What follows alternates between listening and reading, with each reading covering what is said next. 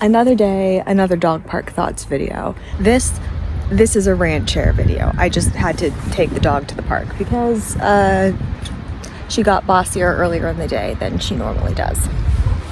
Hi, Tiz. Hello, ducklings. 2026 continues to fascinate, disappoint, and in some cases deliver in hilarious ways. And I want to talk about one that I did not see coming. Our captains of industry are dealing with a fascinating PR and comms problem right now. And it's that people believe them.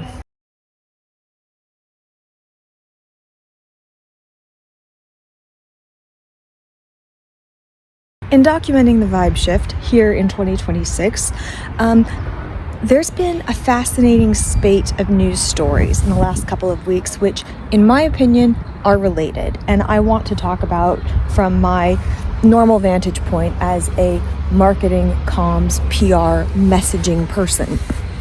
But I also think it's important to contextualize this news from a messaging, comms, and PR perspective, because the context matters.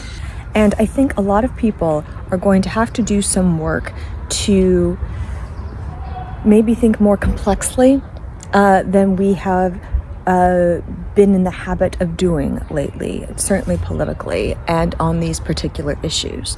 I've ranted before about how I think American, broadly speaking, privilege and comfort has insulated us from a lot of risk and upset that other countries and other areas of the world have had to confront. But that is a fairly new phenomenon for us, right? Like, that is a product of post-World War II, post-globalized world order, specifically built, it's a very loud bus, to prioritize and privilege the U.S. that I've talked about in my culture supply chain video. And I want to make sure that I reference that because it does matter. Context matters, right?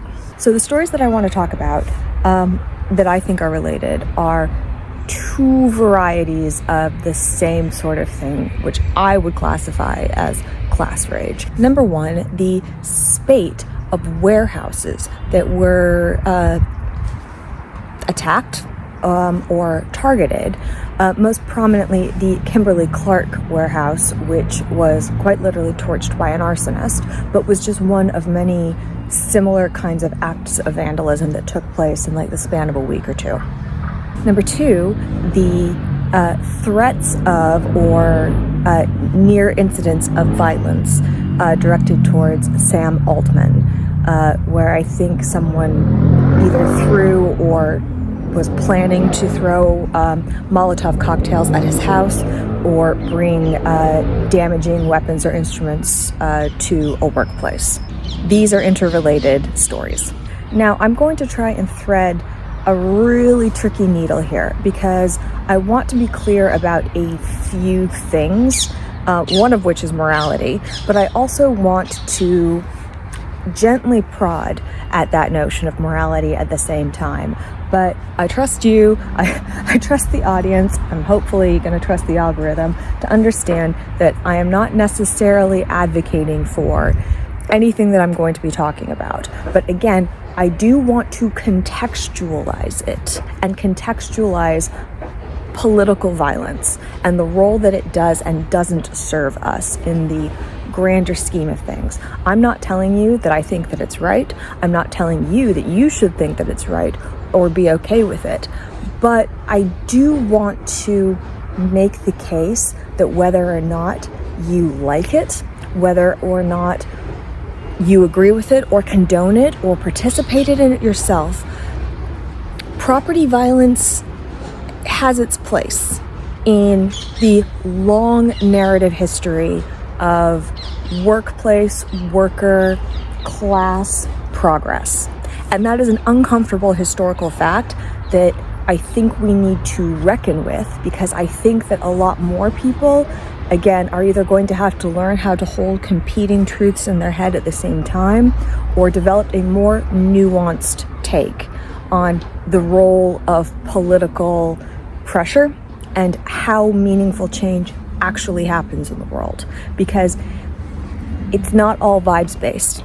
And frankly, moral arguments don't really cut it by themselves anymore. And historically, they never have. Let me lay out my take.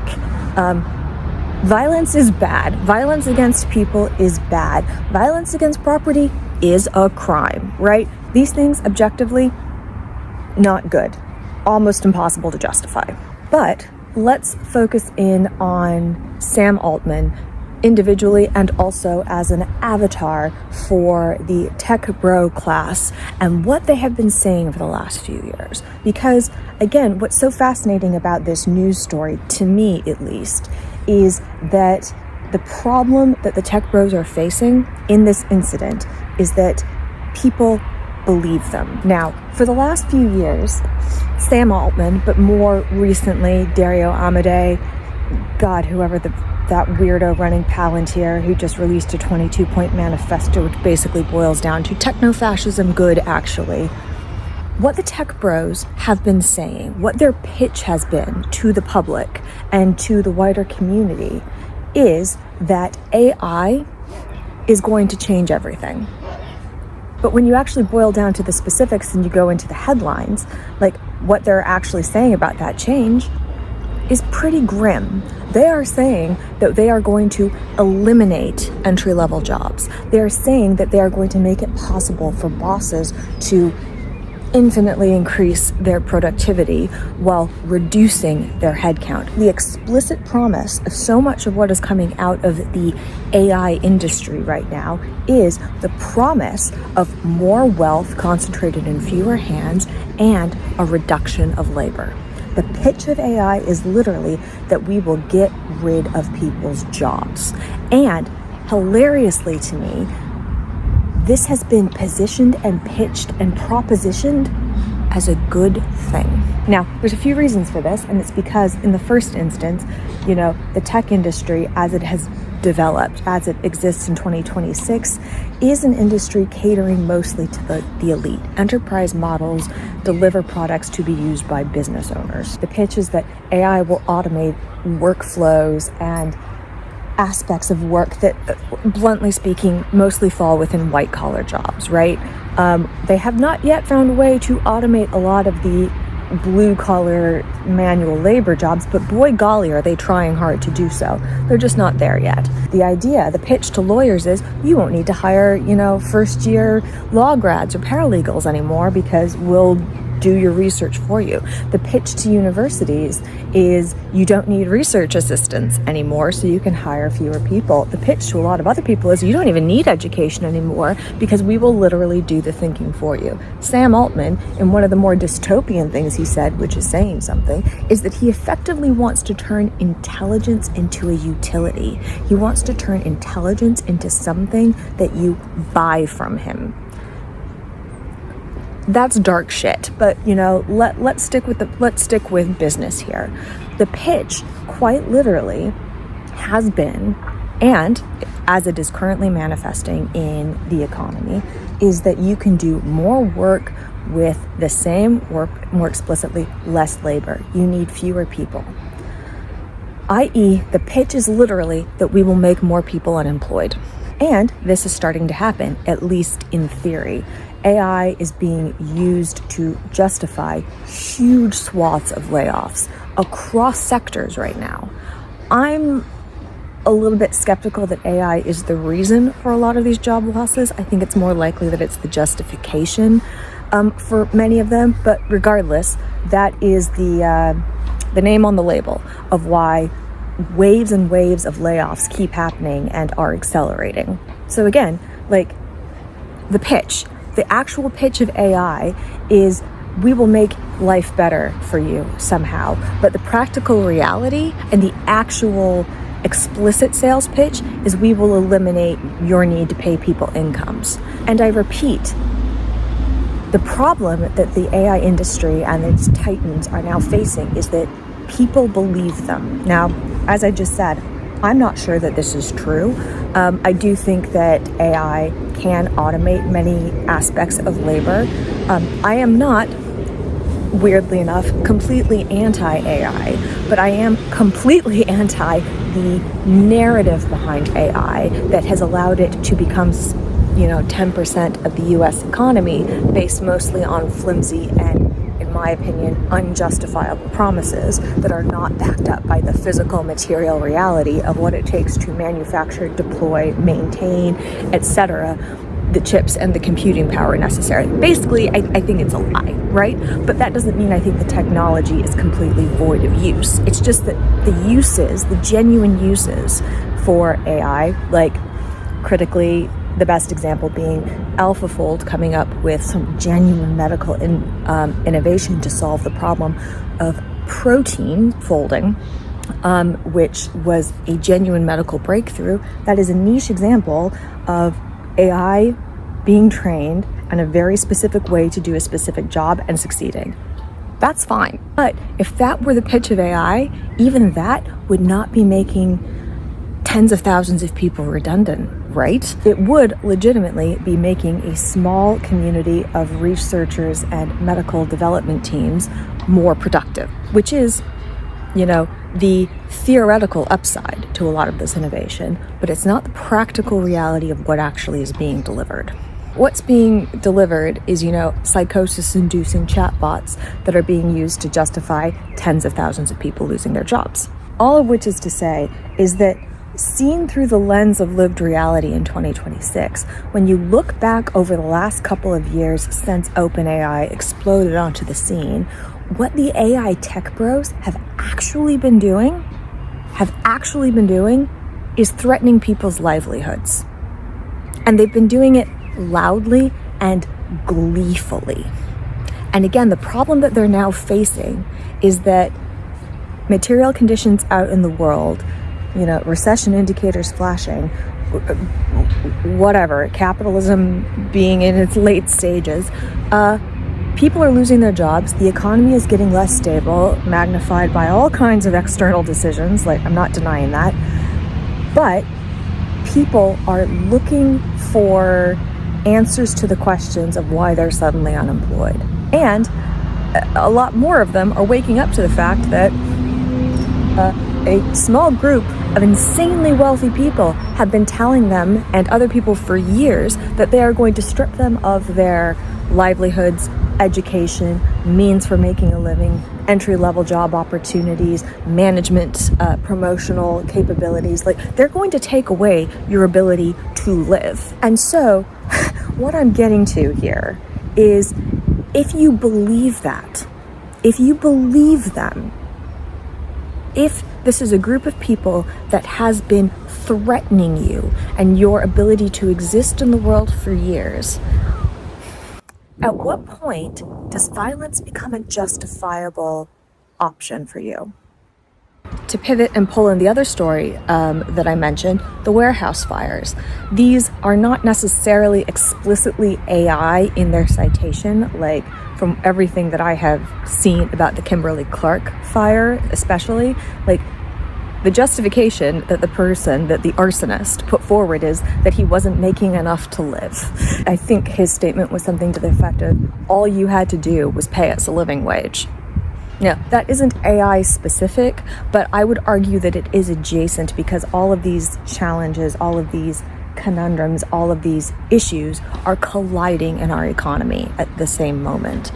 And whether it's throwing a Molotov cocktail at someone's house or setting a warehouse of paper goods on fire, if the problem is that workers are feeling increasingly like they cannot live, like they cannot afford to stay alive in a system that demands that they pay for the privilege of being alive. Again, at what point do you take what the titans and captains of industry are saying, not so much as an aspirational statement of business profits, but as a personal threat? I am not condoning threatening people. I am not condoning burning shit down. I am not condoning violence against human beings. But I am trying to contextualize it in the wider history of work, labor, economic protections, and progress as a social concept. Because when people, look at these news stories and tut about them, there is a tendency to, moralize and say, oh, well, will threatening people or burning things down really make things better? And the uncomfortable truth is, yeah, historically, that's the only thing that has. Your mileage may vary, and it probably should, in questions of personal violence v. property violence. I happen to think that they are not necessarily the same thing, from a strictly philosophically isolated perspective. But I don't deny that it is an ethical conundrum that people can and should wrestle with. When I look at these two news stories, as much as I really, really hate Sam Altman and think that he is a dangerous person, economically speaking, I cannot possibly condone someone trying to torch his house where he lives with his husband and, I believe, child. I can't really justify that. But I also look at the warehouse fire story and go, kind of with you, comrade. I'm not saying anyone should necessarily agree with me. I'm not saying that I'm blind to the second and third order consequences of that warehouse fire and who else it affected, et cetera, et cetera. But I'm saying as acts of political protest, I think of them slightly differently. And I think this is because an uncomfortable truth that a lot of comfortable liberal people like me, particularly in 2026, have to, I think, increasingly think about and contend with is the problem is that you don't win big arguments on morals alone. And we never have, ever. We quite rightly set up the non-violent leaders of the past as the moral pinnacles of some of their movements. And we should lionize people who chose the better angels of our nature, who chose the moral high ground, often at great peril and cost to themselves. But I don't think we're always good at remembering that nonviolent movements did not succeed in isolation. Nonviolent movements provided the ethical, not to say performative, but they were able to be the friendlier front of movements that normally were backed up by, some kind of violence in the background. Because the truth is that moral suasion without teeth is literally toothless. Yes, the suffragettes marched and they conducted hunger strikes and they campaigned and they politicked their asses off. And some of them also blew things up. The Reverend Dr. Martin Luther King Jr. was, quite rightly in many ways, the face of the civil rights movement. But there were also the Black Panthers who did not, to my knowledge, go out seeking or perpetuating violence, but armed themselves and were prepared and demonstrated that they were prepared to use violence in self-defense should the need arise. The labor movements succeeded not just because people marched and voted, but because, the Luddites smashed machines and people torched factories or people downed tools, when thinking about the Kimberly-Clark fire, I kept going back to the Triangle Shirtwaist Fire. This seminal moment in American labor history. And it is rightly remembered as a devastating tragedy in which a bunch of women and girls burned to death or leapt to their death to avoid burning to death in a factory that they were literally locked into. But most people forget that these women and girls, only weeks before, had participated in a mass labor protest movement for which many of them had been jailed, had been beaten, had been physically attacked.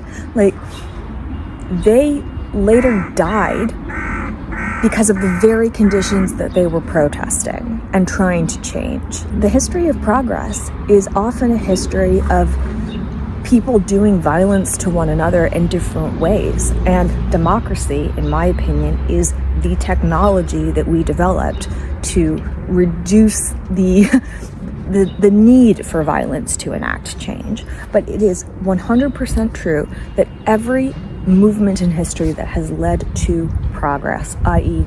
the expansion of civil rights, i.e. the defense of, workplace protections and the expansion thereof, the ability for people to grow more wealth in their own right instead of it being consolidated due to class system or any other kind of structural system that benefited the very few. Like, the whole reason something like the middle class exists is because at some point people were willing to do property violence in order to make a point, as well as march in the streets. Like I've said before in my various rants about American culture, that one of the challenges that I think that America faces, broadly speaking, is that it is extremely comfortable. Broadly, I'm not denying individual instances of poverty or even systemic issues of poverty, but broadly speaking, most Americans are comfortable enough that not enough of them feel either the desire, or more importantly perhaps the necessity of picking up a brick themselves. But if you want to change capitalism, a system based fundamentally in asset ownership and property ownership, like at its foundational levels, going all the way to Edmund Burke, like capitalism is about owning shit. At some point, philosophically speaking, property violence might have to be on the table. Like, again, democracy is the social technology we developed in order to make violent revolution less necessary for change. Like, don't forget, we lionize and idealize the American Revolution, but the American Revolution happened pretty much because the elites didn't feel that they were represented in the British Parliament. And there's an alternative historical timeline where if they did have parliamentary representation, would the American Revolution have happened the way that it did? I submit probably not. It's not an accident to me that the Gilded Age was followed by the Progressive Age, because an age of the massive abuses of capitalism were then confronted with the massive uses of democracy. Two sets of technologies which had been honed over the previous century, sometimes imperfectly, were able to do the work of Reformation and counter-Reformation in a way that, broadly delivered on both of their promises. But of course, both of those have completely broken down ever since, as capitalism bluntly has emerged victorious. Anyway, to bring this to conclusion and to sum it all up, whether it's watching media organizations hollow themselves out because they're not going to need creative labor anymore, AI will do it for them, or business owners and senior managers declaring that, we're not going to need entry-level jobs anymore, or Dario Amodei, saying that like 50% or whatever of white-collar jobs won't even exist in 5 years. Hey guys!